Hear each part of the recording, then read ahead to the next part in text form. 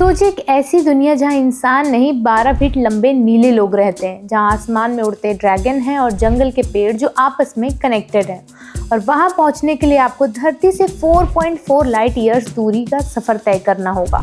ये दुनिया है पेंडोरा और कहानी है अवतार की। लेकिन क्या आप जानते हैं इस हॉलीवुड ब्लॉकबस्टर का दिल कहीं ना कहीं भारत में धड़कता है। संस्कृत से लिया गया नाम, हिंदू देवताओं से प्रेरित नीले किरदार, मुंबई की वीएफएक्स कंपनी का कमाल और फिर आता है गोविंदा कनेक्शन जो कहानी को पूरी तरह से बॉलीवुड मसालेदार बना देता है। तो चलिए अवतार फायर एंड ऐश के ट्रेलर के जोश के बीच आपको सुनाते हैं अवतार और इंडिया की पूरी सिनेमैटिक दास्तान। तो अवतार फ्रेंचाइजी की शुरुआत होती है साल 2009 से। जेम्स कैमरॉन ने अवतार में ऑडियंस को पेंडोरा की काल्पनिक दुनिया से मिलवाया था, जहां नीले रंग के लोगों की आबादी दिखाई थी। जेम्स ने इन्हें नावी का नाम दिया था। दिखने में ये भले ही इंसान की तरह हो, लेकिन ये इंसान नहीं। कहानी में पेंडोरा पर जेक सली नामक सैनिक को नावी आदिवासियों के बीच भेजा जाता है।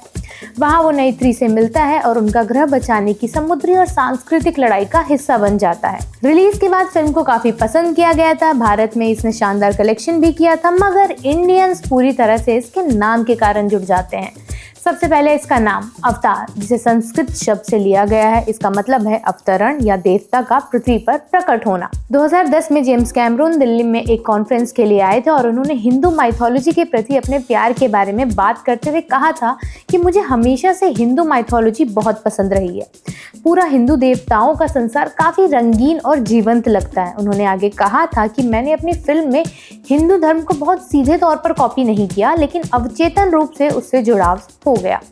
मुझे उम्मीद है कि ऐसा करते हुए मैंने किसी की भावनाओं को ठेस नहीं पहुंचाई होगी। इसके अलावा दूसरा कनेक्शन है इसमें दिखाए गए नीले रंग के लोग। सोचिए तमाम रंगों के बीच में नीले रंग को चुनने के पीछे कुछ तो कारण होगा ही। जेम्स कैमरून की मां शर्ली कैमरून ने एक सपना देखा था जिसमें उन्होंने नीले रंग की लड़की को देखा था जिसकी लंबाई करीब 12 फीट थी। मां ने जेम्स को जब ये सपना सुनाया तो उन्हें एक ऐसे ग्रह की कहानी का आइडिया है जिस पर नीले रंग के लोग रहते हैं। ये वो समय था जब जेम्स ने टाइटैनिक बनाने के बारे में भी नहीं सोचा था। कैमरून ने जब इस फिल्म की स्क्रिप्ट पर काम करना शुरू किया तो रिसर्च के दौरान उन्हें इसके हिंदू कनेक्शन के बारे में पता चला। तो ये कहना गलत नहीं होगा कि फिल्म का नीला रंग हिंदू अवतारों जैसे भगवान कृष्ण और विष्णु से सबकॉन्शियस तरीके से जुड़ा है। तो इसका ब्लू कनेक्शन भी अब आपको क्लियर हो गया होगा। तीसरा कनेक्शन है अवतार फिल्म का वो सीन जो विष्णु लक्ष्मी की पेंटिंग से लिया गया है। अवतार फिल्म में एक सीन है जहाँ पर जैक अपनी लवर नैत्री के साथ ड्रैगन पर उड़ रहे हैं। सैन फ्रांसिस्को एग्जामिनर नाम के एक वेबसाइट पर एक आर्टिकल छपता है जिसमें बताया गया है कि ये सीन का रेफरेंस 18वीं सदी की एक पेंटिंग से लिया गया है। पेंटिंग में भगवान विष्णु लक्ष्मी जी के साथ अपने वाहन गरुड़ पर उड़ते दिखाई दे रहे हैं। इसके अलावा फिल्म के और भी कई सीन्स और एलिमेंट्स को भगवान कृष्ण से जोड़ा गया है। अवतार को परफेक्ट बनाने के लिए मदद करने वाली इंडियन कंपनी।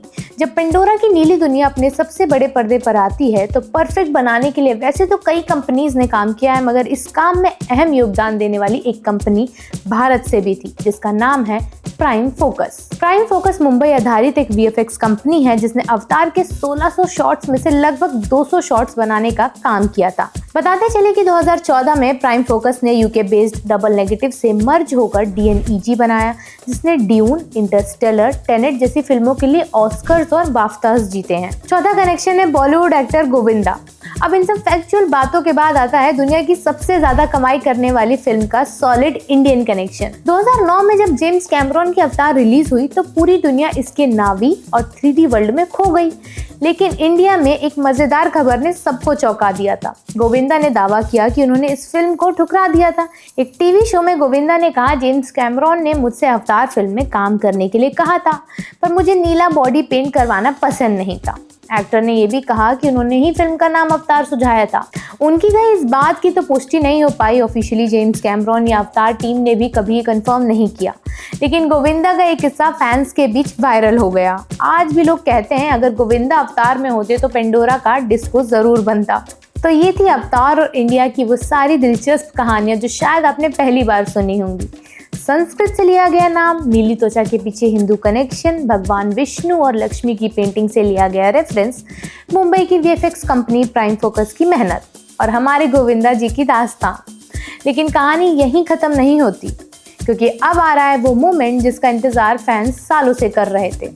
अवतार फायर एंड ऐश का लेटेस्ट ट्रेलर आ चुका है और इस बार पेंडोरा पर और भी बड़ी मुसीबत आने वाली है। कमेंट में हमें बताइए जानकारी आपको कैसी लगी और फिल्म के लेटेस्ट ट्रेलर से आपको क्या उम्मीदें हैं। और ऐसे ही मजेदार अपडेट्स के लिए देखते रहिए बजरबट्टू एंटरटेनमेंट।